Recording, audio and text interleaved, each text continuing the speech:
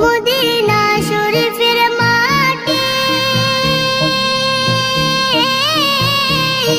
আমার চোখে মুখে বুকে মাখিও,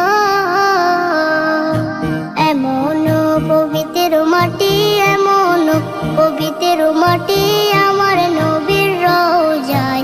তোমরা যদি যাও গো মদিনায়, তোমরা যদি যাও গো মদিনায়, ইয়া রাসূলুল্লাহ ইয়া হাবিবাল্লাহ, ইয়া রাসূলুল্লাহ ইয়া হাবিবাল্লাহ। মদিনা শরীফের মাঝে বেহেশতের বাগান আছে, সেই বাগানে শুয়ে আছেন, সেই বাগানে শুয়ে আছেন প্যারা নবী মুস্তাফা।